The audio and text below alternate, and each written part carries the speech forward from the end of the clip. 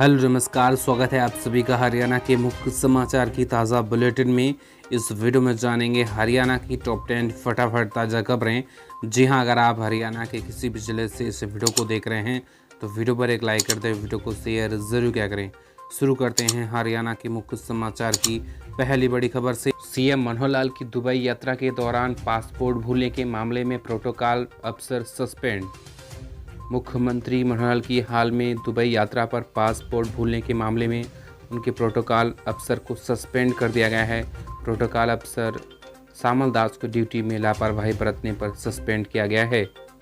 मुख्यमंत्री मनोहर खट्टर दुबई दौरे के दौरान निवेश और व्यापार को लेकर सर्राफ समूह के चेयरमैन के साथ बैठक की। उनके साथ डिप्टी सीएम दुष्यंत चौटाला भी मौजूद थे।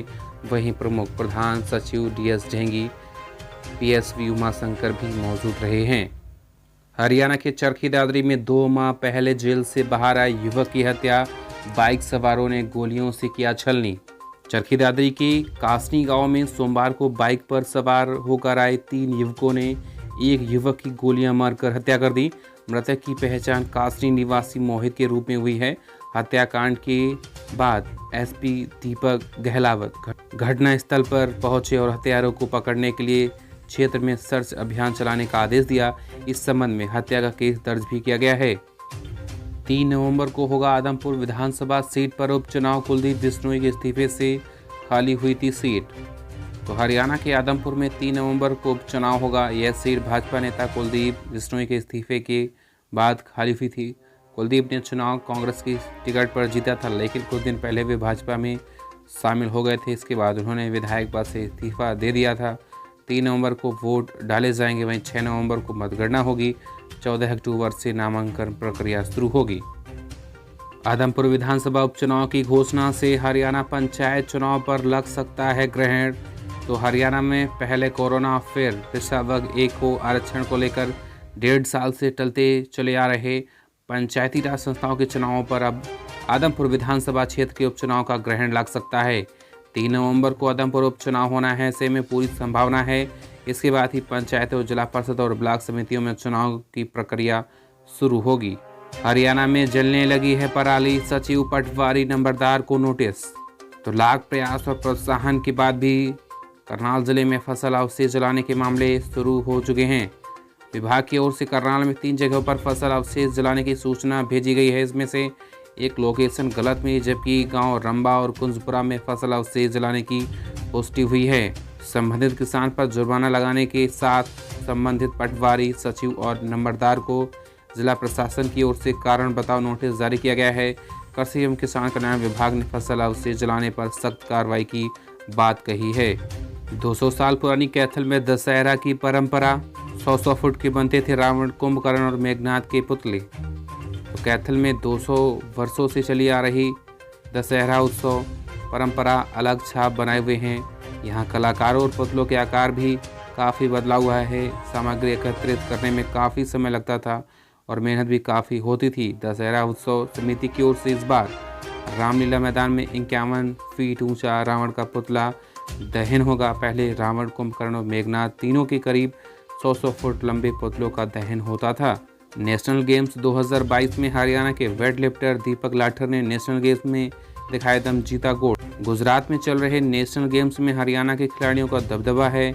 एक के बाद गोल्ड मेडल हरियाणा के खाते में आ रहे हैं। अब वेट लिफ्टिंग में भी गोल्ड मेडल जीता है। वहीं कुश्ती के मुकाबलों में कुल 9 मेडल में से हरियाणा के खिलाड़ियों ने 6 मेडल जीत लिए हैं। बेटों और बेटियों ने 3 स्वर्ण, 2 रजत और 1 कांस्य पदक किए हैं अपने नाम।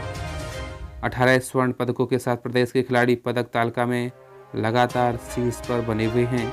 रेलवे ट्रैक पर थम नहीं रहे हैं हादसे। बहादुरगढ़ में अब 2 लोगों की जान गई, मची चीख पुकार। तो रेलवे ट्रैक पर हादसे थम नहीं रहे हैं, अब फिर से 2 लोगों की रेलवे ट्रैक पर जान चली गई। कुल 2 दिनों के अंदर रेलवे क्षेत्र में 3 की मौत हुई, इसमें से 2 की पहचान नहीं हो सकी। हर महीने के लिए बहादुरगढ़ जीआरपी थाना क्षेत्र में ही 8 से ज़्यादा लोगों की जान रेलवे ट्रैक पर चली जाती है। कहीं लापरवाही होती है तो कहीं गड़बड़ी में ये हादसे होते हैं। अब जिन 2 लोगों की मौत हुई इसमें से एक 18 वर्षीय अजीत था। आदमपुर उपचुनाव को लेकर कांग्रेस ने ठोका दावा। बत्रा बोले बीजेपी की यहाँ पर होगी करारी हार। आदमपुर उपचुनाव की घोषणा होने के बाद तमाम राजनीतिक पार्टियों ने अपनी रणनीति बनानी शुरू कर दी है। कांग्रेस के वरिष्ठ नेता और रोहतक से विधायक भारत भूषण बत्रा ने दावा किया है कि भारतीय जनता पार्टी का शासन हर तरीके से फ्लॉप साबित हुआ है। दूसरी तरफ कुलदीप बिश्नोई द्वारा अपने स्वार्थ के लिए कांग्रेस को अलविदा कहने से आदमपुर विधानसभा क्षेत्र के मतदाताओं में काफ़ी नाराजगी है। जानते हैं हरियाणा का मौसम अपडेट। तो प्रदेश में एक बार फिर से मौसम में बदलाव देखने को मिलेगा। तो बता दें कि 5 अक्टूबर को हरियाणा के उत्तरी और दक्षिणी व दक्षिणी पूर्व हरियाणा में बारिश की संभावना बन रही है। साथ में 6 अक्टूबर को हरियाणा के चंडीगढ़, पंचकुला, अंबाला, यमुनानगर, कुरुक्षेत्र, कैथल, करनाल, महेंद्रगढ़, रेवाड़ी, झज्जर, गुरुग्राम, नूंह, पलवल, फैजाबाद, रोहतक और सोनीपत इन जिलों में हो सकती है बारिश। मौसम विभाग ने चेतावनी जारी की है और प्रदेश भर में 7 अक्टूबर को मौसम एक बार फिर से यहाँ पर बदलाव होगा, बादलबाई देखने को मिल सकती है। तो कई ज़िलों में बौछारें भी पड़ने की संभावना जताई जा रही है। तो जी हाँ, ये थी हरियाणा के मुख्य समाचारों की ताज़ा बुलेटिन। धन्यवाद। जय हिंद।